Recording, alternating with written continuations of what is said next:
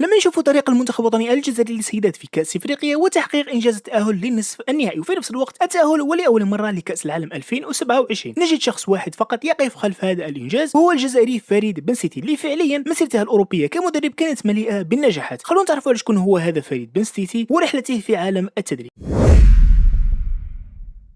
السلام عليكم خوتي، كي راكم دايرين؟ بتاريخ 1967 ولد فريد بن ستيتي في مدينة ليون الفرنسية لعائلة جزائرية. ما بين تاريخ 1984 حتى 2000 وخلال هذه الفترة بدات مسيرته الكروية وكان ينشط كلاعب خط وسط هجومي، واول فريق لعب معاه كان نادي اولمبيك ليون ما بين الدرجة الأولى الفرنسية والدرجة الثانية. ثم بعدها كانت عنده تجارب أيضا في أندية بلجيكية قبل ما يعلن اعتزاله بكرة القدم بشكل نهائي سنة 2000 في عمر 33 سنة باش بعدها يدخل لعالم التدريب ولكن مع فئة السيدات. والبداية كانت مرة أخرى مع أولمبيك ليون ويحقق معهم 4 ألقاب متتالية في فترة ما بين 2007 حتى 2010 إضافة ل3 كؤوس فرنسية. أما أوروبيا قدر يتأهل لنهائي دوري أبطال أوروبا للسيدات لأول مرة سنة 2010. بعدها لما خرج من فرنسا كانت عنده تجربة قصيرة في روسيا ما بين 2011 لغاية 2012 وقدر يتوج بالدوري الروسي للسيدات مع فريق روس يانكا. بعدها جاءت اتصالات من فريق باريس سان جيرمان وبالفعل تم تعيينه مدربا لفريق السيدات وقدر يبني فريق قوي ويأهلهم لنهائي دوري أبطال أوروبا سنة 2015 إضافة لوصوله لنهائي كأس فرنسا. بعدها ما بين سنة 2017 و2021 خاض تجربتين وأولهم كان في الدوري الصيني ونقدر يتوج بلقب الدوري ثم الكأس والسوبر. بعدها راح للدوري الأمريكي وتجربته كانت قصيرة جدا قبل أن يتم تعيينه مدربا لمنتخب الجزائري للسيدات. واليوم رانا نشوفوا ونحقق معهم إنجاز التأهل لنصف نهائي كأس إفريقيا إضافة لضمان التأهل رسميا لكأس العالم 2027. لما تجي تشوف مسيرة بن ستيتي تلاحظ بأن أي فريق حكمه وأي دوري راح ليه قدر يخليه بصمته، مما يعني أن الإنجاز اللي داره اليوم مع فريق السيدات ما راهش جديد بالنسبة له خصوصا بعد تجربته الكبيرة، ولكن الأهم حاليا وهو مواصلة هذا النجاح مع المنتخب الوطني النسوي ولما لا التتويج بكأس إفريقيا إن شاء الله ما يكونش نجاح مجرد محطة عابرة بل امتداد لمرحلة جديدة في كرة القدم النسائية.